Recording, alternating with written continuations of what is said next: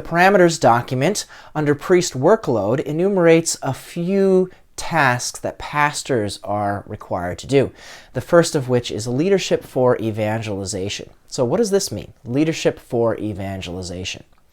Well, let's think about leadership first. And I want to go to a definition that I received from the Good Leaders, Good Shepherds program that I took several years ago. They defined leadership as the act or process of arousing, engaging, and satisfying the needs and motives of followers in an environment of conflict, competition, or achievement, which results in followers taking action toward a mutually shared vision. So, I know, that's a lot of words there. What does it all mean? Well, if you kind of break it down, I see it as being within the messiness of human life.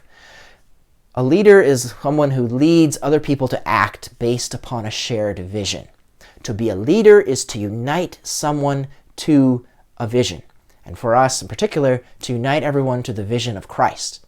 And that's why in the first videos in this series was all about the vision of Jesus, especially as it's expressed through the Archdiocese of Omaha. One church encountering Jesus, equipping disciples, living mercy. So my role as a leader is to unite everyone to this vision. And part of this vision, also expressed by the Archbishop, is that our parishes become missional, that we're outward looking, that we seek to evangelize those in our communities. So evangelization, everything that we do to share Jesus with others. Pope Paul VI said evangelizing is, in fact, the grace and vocation proper to the Church, her deepest identity. She exists in order to evangelize. So, as I said before, this means that parishes exist not just for their own members, but for their non-members, those other people in our community, that we are to go and share our Lord with them. To be missional means to go out and make disciples, like we say at the end of Mass. Go forth, the Mass is ended. Go forth, you're sent to bring Jesus to others and to bring others to Him.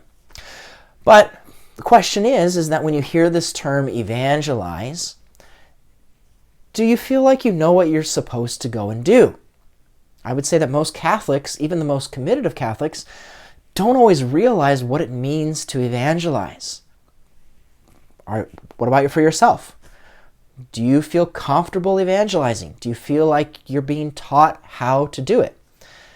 And so that's what we need to do as priests, to lead and teach you how to evangelize. Because based upon research from the Dynamic Catholic Institute in 2013, they found that about 7% of Catholics live as intentional disciples, while only 0.6% felt as though that they knew how to evangelize. If we apply this to our own family of parishes, 7% of intentional disciples would be about 260 people right now living as intentional disciples amongst all of our parishes. With regard to evangelization, though, the 0.6%, that's only 22 people throughout our entire parishes.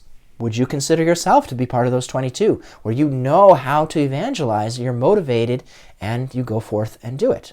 So we can see that we want to grow the number of people within our parishes who feel like they know how to evangelize. Because if we get to a certain point within our parishes, we can transform the culture into becoming a missional parish. So how many people does it take to transform a culture? In order to change a culture, some say 20, 25%. If we go with 25% of those that are attending Mass right now in our parishes, that would be 365 people. So if we're able to bring 365 people amongst our entire parish on board and learning how to evangelize and being motivated and going to do that, then we can transform the culture of our entire parish in a state in which we can begin to really grow and thrive and flourish in a greater way. So we can see that the pastor needs to be the leader in this area of evangelization in order to help teach and support individual staff and volunteers, the people within our parish, to learn how to evangelize.